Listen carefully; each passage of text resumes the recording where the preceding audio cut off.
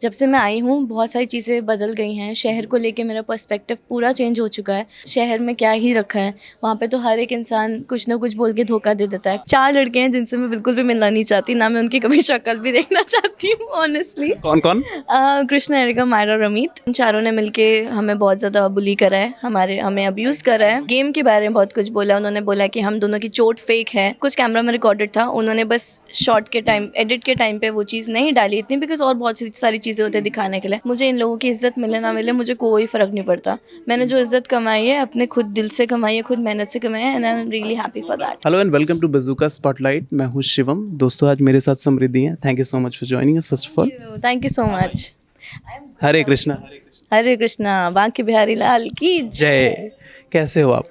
बहुत अच्छी हूँ, बहुत अच्छी। आप क्या कैसे हो रहा है? मैं बहुत अच्छा हूँ। Thank you so much for asking. Show के बाद क्या हो रहा है? क्या क्या चेंजेस आपकी लाइफ में आए? शो के बाद मुझे ऐसा लग रहा है कि मैं लोगों से और भी ज़्यादा अच्छे से कनेक्ट करने लगी हूँ, और मुझे लोगों की लाइफ की स्टोरीज़ जानने में बहुत ज़्यादा इंटरेस्ट आता है, क्योंकि गांव में इतनी सारी चीज़ें हुई हैं। लोगों के चेहरे पे स्माइल है, लेकिन जब आप उनसे बात करने लगोगे, आप उनसे थोड़ा सा भी कनेक्ट करोगे और उनकी ज़िंदगी के बारे में जब आपको समझ में आएगा कि इनकी लाइफ में इतनी प्रॉब्लम्स हैं, फिर भी ये लोग हंस रहे हैं, सो आपको अपनी लाइफ की प्रॉब्लम्स कुछ लगेंगी ही नहीं, क्योंकि उनकी लाइफ की प्रॉब्लम्स इतनी बड़ी हैं, स्टिल दे आर स्माइलिंग।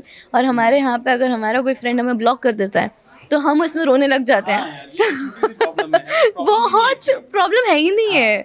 और अगर आपकी लाइफ में कुछ भी ऐसा हो कि अरे यार इसकी तबीयत ठीक नहीं है, उसकी तबीयत ठीक नहीं है, but you have the hospital to take care of your family, वहाँ पे ऐसा कुछ भी नहीं है। सो आई फील जब से मैं आई हूँ बहुत सारी चीज़ें बदल गई हैं। शहर को लेके मेरा पर्सपेक्टिव पूरा चेंज हो चुका है, और जो भी यहाँ पे फैसिलिटी मिलती है आई am very glad and very happy कि मैं इस मुकाम पे हूँ कि मैं वो सारी चीज़ें यूज़ कर पाऊँ, and I feel lucky and blessed that I have everything with me. अच्छा, गांव के बारे में ऐसी कौन सी नई चीज़ें आपको पता चली जो पहले पता ही नहीं थी कि यार ये तो कैसे एग्जिस्ट करता है, हमें पता ही नहीं था ये सारी चीज़ें। ऐसी कोई चीज़ है जिसने आपको शॉक कर दिया यार? बहुत शौक करा। देखो, पहली बात, मुझे नहीं पता था कि भैंस इतना दूध देती है। ठीक है, एक दिन में वो 7-8 लीटर दूध दे देती है एक बारी में, मुझे नहीं पता था। और मैंने 1 लीटर दूध निकाला 10 मिनट में, हाँ 5 मिनट में, सॉरी। तो बहुत डिफ़िकल्ट था, बहुत डिफ़िकल्ट था। इतनी जान लगती है, बाइसेप्स, डोले शोले सब बन जाते हैं आपके, सब। अरे फुल बॉडी वर्कआउट हुआ है हमारा गांव में। जितना वर्कआउट मैंने आज तक 2 साल में नहीं किया होगा, 2 महीने में उससे ज़्यादा वर्कआउट कर लिया वहाँ पे, क्योंकि वहाँ पे चलने में कार्डियो, ठीक है, हल चलाने में आर्म्स, लेग, ठीक है।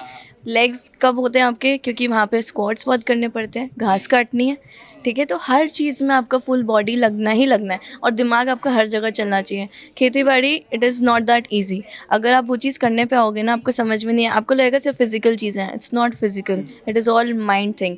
आपको अपना दिमाग और अपना दिल साथ में यूज़ करना है। प्लस जब आप गाँव में जाओगे, वो सारी उनकी गाँव की मिट्टी और मिट्टी से बने हुए घर, तो मुझे जो सबसे ज़्यादा अनएक्सपेक्टेड चीज़ लगी, मुझे नहीं पता था कि कंडों से आग लगती है।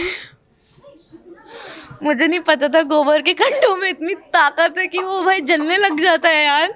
जब मैंने चूल्हे में वो लग, मैंने कहा अरे गोबर से चूल्हा कैसे, मतलब क्या दादी कैसे कर, या मैंने कहा गाँव की कैसे जलेगी आग, लकड़ी से जलती, कहते नहीं कंडों से जलाते हैं। मैंने कहा अरे जला के दिखाओ, या वो भी बनाया। हाँ, फिर उससे आग भी लगाई। फिर मैंने एक चीज़ बनाई, दाल बाफले। तो जब मैंने बाफला बनाया, वो गोबर के कंडों के ऊपर बनता है, और वहाँ पे जो ब्रश होता है वो गोबर की राख से होता है। तो दूसरे दिन पे ही मेरे मुंह में गोबर था, क्योंकि मैं ब्रश कर रही थी उस गोबर से। मुझे नहीं पता था गोबर ब्रश करने के लिए भी इस्तेमाल होता है, तभी मेरे दांत इतने चमक रहे हैं। लेकिन बहुत अनएक्सपेक्टेड। शहर की ज़िंदगी अब ज़्यादा अच्छी लगती है या गांव की ज़िंदगी? दोनों में अगर डिफरेंस करना हो तो कौन सी ज़्यादा अच्छी लगती है? देखो, कुछ चीज़ों में शहर की ज़िंदगी बहुत अच्छी है, और कुछ चीज़ों में गाँव की ज़िंदगी बहुत ज़्यादा पीसफुल, सरियल और मीनिंगफुल है। आई फील यस, बहुत, क्योंकि आप इतना ज़्यादा कनेक्ट हो जाओगे ना गाँव से, कि एक टाइम पे आपको ऐसा लगेगा कि शहर में क्या ही रखा है। वहाँ पे तो हर एक इंसान कुछ ना कुछ बोल के धोखा दे देता है, कोई ना कोई आपको बुरा बोल देता है, आपको कितने लोगों की बातें सुननी पड़ती हैं, कितना कुछ झेलना पड़ता है। लेकिन गाँव के लोग ऐसे होते हैं कि वो आपको अपना लेते हैं, एंड दे वेलकम, बहुत रिस्पेक्ट करते हैं, जबकि वो आपको जानते भी नहीं है, but still they will welcome you with open arms.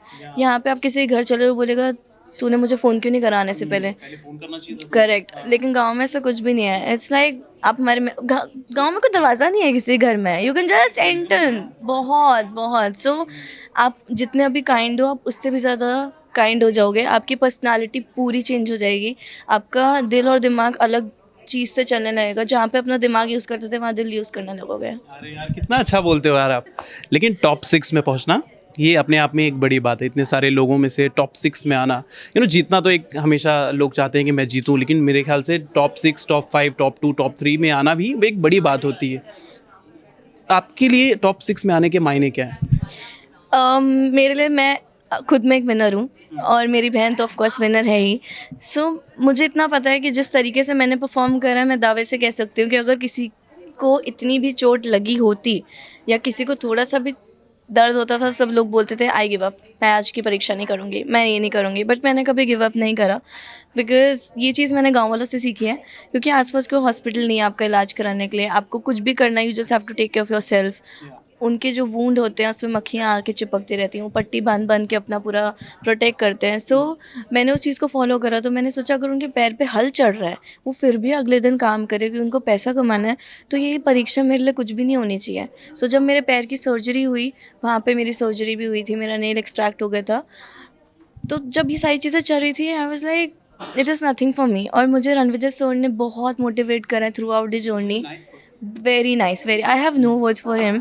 जितना बोलूँ उनके लिए बहुत कम है, because he is spectacular for as a person.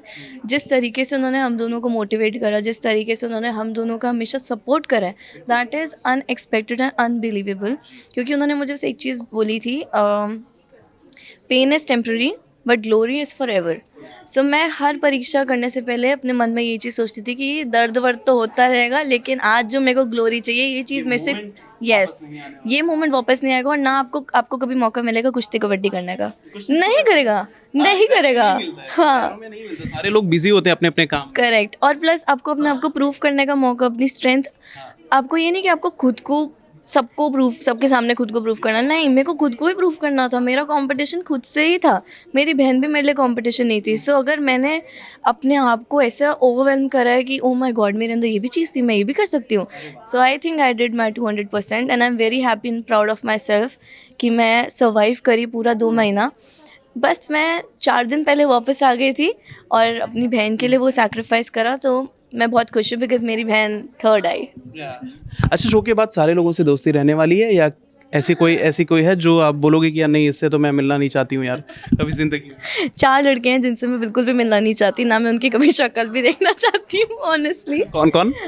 Krishna, areca, Myra, रमीत। मैं बिल्कुल भी इनसे मिलना नहीं चाहती हूँ, क्योंकि इन चारों ने मिलके हमें बहुत ज़्यादा बुली करा है, हमें अब्यूज़ करा है, हाइट के बारे में बहुत कुछ बोला है और गेम के बारे में बहुत कुछ बोला। उन्होंने बोला कि हम दोनों की चोट फेक है, विच इज़ लाइक, सब कुछ कैमरा में रिकॉर्डेड था। उन्होंने बस शॉट के टाइम, एडिट के टाइम पे वो चीज़ नहीं डाली इतनी, बिकॉज और बहुत सी सारी चीज़ें होती हैं दिखाने के लिए। But if they want to know कि चोट रियल थी, फेक थी, रियल थी कि फेक थी, so they can just go. Of course ये जाएगा भी नहीं, 6 महीने तक नहीं आएगा मेरा नेल। आई थिंक काफ़ी टाइम तक ये रहने वाला है। हाँ, काफ़ी टाइम तक रहेगा। और अगर ये सारी चीज़ें आप सफ़र करके, फेस करके, पहली चीज़, you don't have any right to talk about someone's family, to abuse someone, क्योंकि आपको नहीं पता वो लोग अपनी ज़िंदगी में क्या सैक्रिफाइस करके आए हैं, किस तरीके से वो लोग इस शो तक पहुँचे हैं। यू डोंट नो कि वो हर दिन क्या सफ़र करते हैं, क्या क्या एक्सपीरियंस करते हैं अपनी लाइफ में, उन्होंने क्या किया हुआ एक्सपीरियंस। सो किसी की भी प्रॉब्लम्स या ट्रबल्स जो उनकी लाइफ में होती है, वो बड़ी या छोटी नहीं होती, सबकी खुद की प्रॉब्लम खुद की ही होती है और सबके लिए अपनी प्रॉब्लम बहुत बड़ी होती है। तो उनके लिए अगर वो चीज़ ज़्यादा इंपॉर्टेंट थी कि हम बिचिंग करके ये शो जीत जाएंगे, तो वो उनका पर्सपेक्टिव है। लेकिन मेरे लिए शो जीतना इसलिए ज़रूरी था क्योंकि मैंने वो सारी चीज़ें सीखी हैं। मेरे लिए वो सबसे ज़्यादा इंपॉर्टेंट था कि मैंने वहाँ जाके क्या सीखा, क्या करा, किन लोगों से मुझे प्यार मिला और क्या क्या इज़्ज़त मिली है। मुझे इन लोगों की इज़्ज़त मिले ना मिले, मुझे कोई फ़र्क नहीं पड़ता। मैंने जो इज़्ज़त कमाई है अपने खुद दिल से कमाई है, खुद मेहनत से कमाई है, and I am really happy for that. Surabhi का किस तरीके से सपोर्ट दिखा थ्रू आउट द शो? हम दोनों बहनों का बहुत ज़्यादा सपोर्ट रहा है आपस में, बिकॉज़ हम दोनों को 5-6 दिन के लिए साइडलाइन कर दिया था पूरे घर ने, क्योंकि ऑफ कोर्स बहुत सारी चीज़ें चल रही थी। लोगों को नहीं पता था कि हम दोनों इतने छोटे-छोटे हैं और इतना कमाल कर देंगे, परीक्षा उनसे बेटर कर देंगे। दोनों के साथ कहीं ना कहीं पार्शलिटी हुई है, ऐसा लगता है आपको? शो आप दोनों में से किसी एक को शो जीतना चाहिए था? You feel the same? मुझे देखो जीतने का नहीं पता, लेकिन पार्शियलिटी परीक्षा में हुई है एंड दैट वाज दिस परीक्षा, जहाँ पे मायरा की दादी बीमार हो गई थी और उनके लिए एक नई दादी बमोलिया गांव से आ गई थी मुंबई में। लेकिन जब एक दिन पहले हम दोनों की दादी बीमार थी, हम दोनों के लिए तो कोई दादी नहीं आई परफॉर्म करने के लिए, हम दोनों को तो परीक्षा से बाहर कर दिया। लेकिन जब मायरा की बारी आई, उसके लिए कोई और आ गई उनका सपोर्ट करने के लिए अचानक से, और तब भी आप हमें ताने मार रहे हो, तब भी आप हमें सुना रहे हो। भाई आपके लिए ऑलरेडी कोई आ चुका है, अब तो थोड़ा सा चुप हो जाओ यार, बहुत बोलते हो, बहुत, कितना बोलोगे अभी। मुझे ना लोगों की इतनी सुननी पसंद है, ना लोगों के बारे में इतना बोलना पसंद है। जो है आप आराम से बात कर सकते हो कि मायरा यार प्लीज़ ऐसे मत करो, इट इज़ ओके, कोई बात नहीं, इट्स फाइन। अगर जो होगा, अगर आपको ऐसा लगता है कि ये चीज़ गलत है तो you can talk to them ना। हमें तो किसी ने पूछ के एडवांटेज नहीं दी, खुद से दी पूरे चैनल ने। और ये शो का कॉन्सेप्ट है, they give advantages and we have to use it to win the show. So if we are using it, I don't think it's our fault. और अगर उसकी वो एडवांटेज थी कि उसके लिए दादी आ गई तो ठीक है, वो उसकी किस्मत, सब अपनी किस्मत लेके आया। ये सब कुछ लिखा हुआ है, you can not change anything ये बोल के कि मैं जीत सकती थी, मैं कर सकती थी। मेरे लिए मैं जीती हूँ, मेरी बहन के लिए वो जीती है, so it's fine. Anita ji ने मायरा को कई बार कहा कि आप फेक हैं, उनके बीच में जब झगड़े हुआ करते थे, तो आपको लगता है कि मायरा की जो पर्सनालिटी थी शो में, क्योंकि उनसे मैंने पूछा तो बोली नहीं फेक नहीं थे, मैं रियल थी, आपको लगता है कि वो रियल थी शो में? वो बिल्कुल रियल थी, क्योंकि जिस तरीके से उन्होंने बिहेव करा है, लोगों के साथ बदतमीज़ी करी है, उनका एक्चुअली नेचर ही वैसा है। और वो जो चुगली करती है, जो उन्होंने बोला वो रियल थी, हाँ वो रियल ही थी। जो उन्होंने पूरे शो में करा है ना, लोगों की चुगली, लोगों के बारे में गलत बोलना, लोगों के बारे में बकवास करना, लोगों को गालियाँ देना, और किसी भी इंसान को बड़ा ना समझना, एज में भी चाहे वो बड़े हैं तब भी आप उनकी रिस्पेक्ट नहीं करोगे और आप उनको बोलोगे अरे तू क्या कर लेगी, ये तू बाहर मिल, ये सब अगर आप ये सब करो तो ये आपकी रियल पर्सनैलिटी, जो ओ माय गॉड पता नहीं अच्छा है, बाहर आ गई। और उन्होंने ये बोला कि तुम दोनों को आता ही क्या है, मैं चिंकी हुई मिंकी है, she said that with that face, मैं चिंकी हुई मिंकी है। और फिर मेरी बहन को बोला कि look at yourself in the mirror.